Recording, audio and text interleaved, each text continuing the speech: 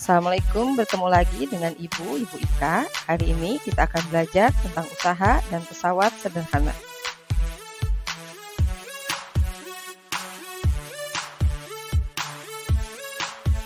Untuk tujuan pembelajaran kita kali ini adalah siswa diharapkan dapat menjelaskan tentang konsep usaha, pesawat sederhana, dan penerapannya di dalam kehidupan sehari-hari. Nah, sebelum mulai belajar, yuk sama-sama kita saksikan video pendek berikut ini.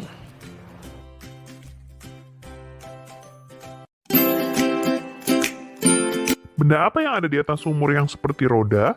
Oh, itu namanya katrol. Benda itu memudahkan mengangkat air dari dalam sumur. Hai, bolehkah kamu membantuku membawa sepeda ini ke truk? Baiklah, tapi supaya membawanya lebih mudah, kita harus memakai bidang miring.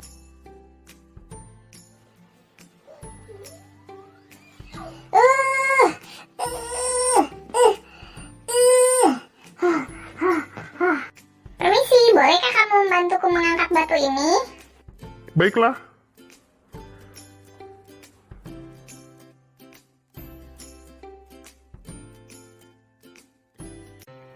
Oke adik-adik, yuk kita mulai belajar. Yang pertama akan kita bahas adalah usaha. Di dalam IPA, usaha adalah sesuatu yang muncul karena adanya gaya yang bekerja terhadap suatu benda sehingga benda tersebut berpindah dalam jarak tertentu. Nah, rumus untuk mencari usaha adalah W sama dengan F kali S. W adalah usaha, F itu adalah gaya, S adalah perpindahan. Dengan satuan, usaha adalah Joule, gaya Newton, perpindahan meter. Nah, selain rumus yang tadi kita pelajari, ada juga rumus usaha yang lain, yaitu rumus usaha yang arahnya vertikal. Rumusnya sebagai berikut. Usaha atau W sama dengan M dikali G dikali H, di mana M adalah massa dengan satuan kilogram, G adalah percepatan gravitasi satuannya Newton per kilogram, serta H adalah perpindahan atau ketinggian dengan satuan meter. Nah, sekarang kita coba yuk mengerjakan contoh soal. Bobby mendorong mobil dengan gaya 100 Newton dan mobil berpindah sejauh 2 meter. Berapa usaha yang dilakukan Bobby? Yang diketahui F ya, 100 Newton. Lalu S-nya 2 meter yang ditanya W. Seperti yang tadi kita bahas, W rumusnya adalah F dikali S. Jadi 100 dikali 2 hasilnya adalah 200 Joule. Selanjutnya, contoh soal yang kedua. Sebuah benda masanya 2 kg diangkat ke atas dengan ketinggian 3 meter. Jika gravitasi di tempat tersebut adalah 10 Newton per kilogram, berapakah besar usahanya? Yang diketahui massa 2 kg, gravitasi 10 Newton per kilogram, dan ketinggian 3 meter. Yang ditanya usahanya. Berarti rumusnya tadi M dikali G dikali H. Massa 2, gravitasinya 10, H-nya 3. Jadi hasilnya adalah 60 Joule.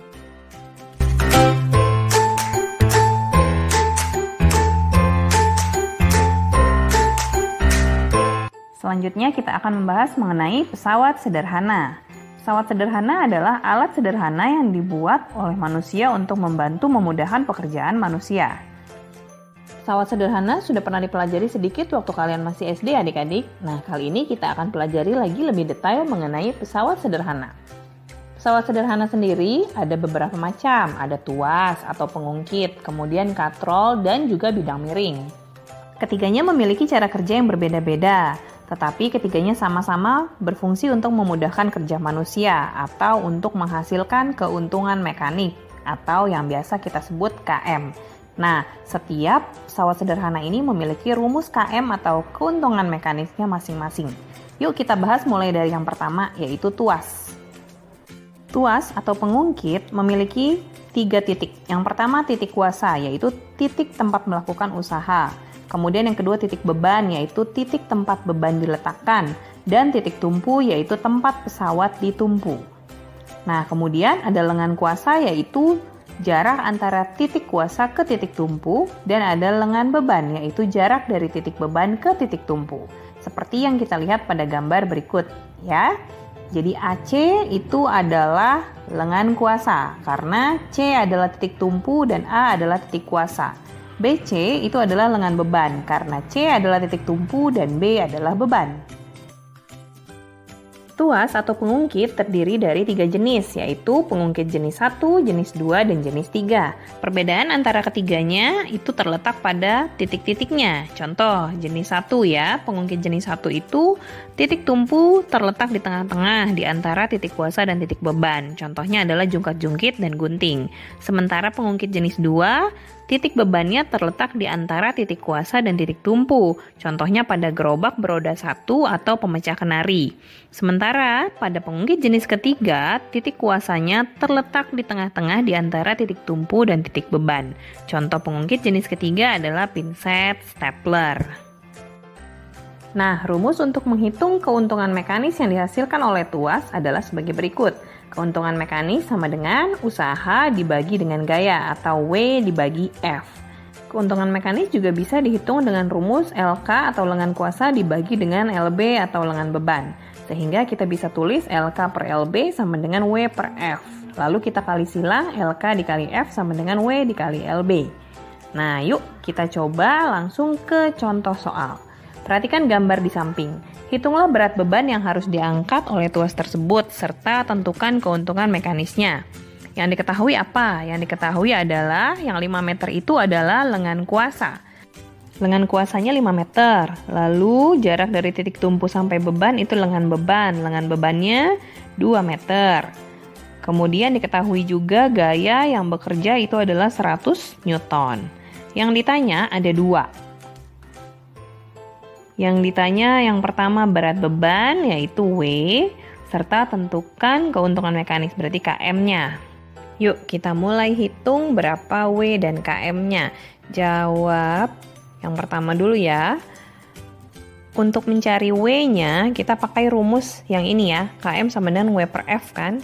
Sama dengan juga LK per LB. Nah, lalu kita kali silang. W dikali LB sama dengan F dikalikan dengan LK. Nah, yang ditanya apa? Yang ditanya W ya. Ini kita kotakin dulu. Berarti untuk mencari W, kita bisa pakai rumus F dikali LK dibagi LB ya. Boleh juga ditulis gini nih. W sama dengan LK per LB dikali F. Sama aja ya. F kali LK dibagi LB. Sama dengan, ayo masukin angkanya. LK-nya 5. LB-nya 2 dikali 100 Newton. Berarti 5 per 2 kali 100 ya. 100-nya bisa dicoret nih. Kita coret jadi 50. 5 dikali 50, 250 Newton. Jadi jawabannya beratnya adalah 250 Newton. Selanjutnya yang kedua yang ditanya keuntungan mekanisnya. Keuntungan mekanis tadi kita pakai LK per LB bisa. Mau pakai W per F juga bisa ya. Karena kita udah punya W-nya. Pakai LK per LB aja ya, karena hasilnya pasti sama aja kok. LK-nya 5, LB-nya 2. Meter dicoret, jadi 5 per 2, jawabannya 2,5 ya. Keuntungan mekanisnya adalah 2,5. Begitu caranya ya. Selanjutnya kita bahas pesawat sederhana yang kedua yaitu katrol ya. Jadi katrol itu macam-macam adik-adik. Ada katrol tetap, katrol bebas, dan juga katrol majemuk. Nah, perbedaannya terletak pada keuntungan mekanisnya. Kalau katrol tetap, keuntungan mekanisnya 1. Ya, itu sudah nilai tetapan ya, namanya katrol tetap. Katrol tetap itu berarti katrolnya nggak berpindah-pindah tempat. Dia di situ aja ya, nggak pindah-pindah tempat. Sementara kalau katrol bebas, itu katrolnya bisa pindah-pindah tempat. Namanya katrol bebas. Selama bentuknya seperti yang digambar ini ya, hanya 1 tali saja yang terkait dengan katrolnya, berarti keuntungan mekanisnya 1.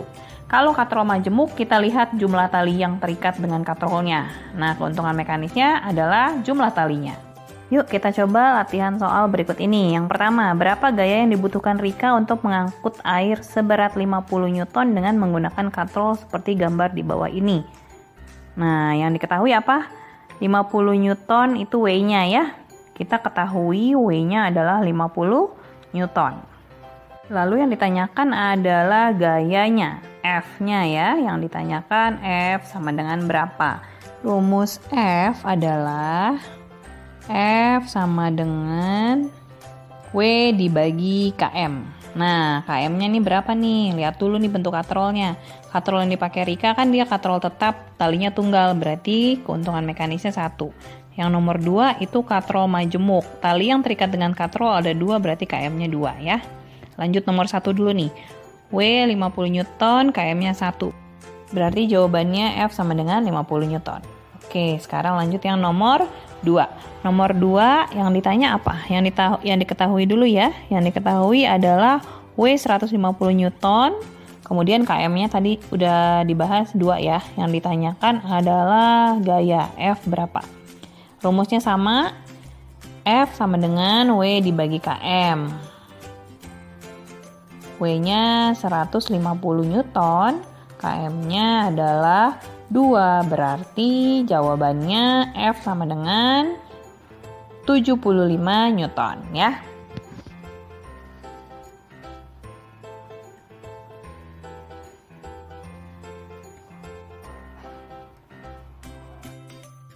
Pesawat sederhana yang berikutnya adalah bidang miring.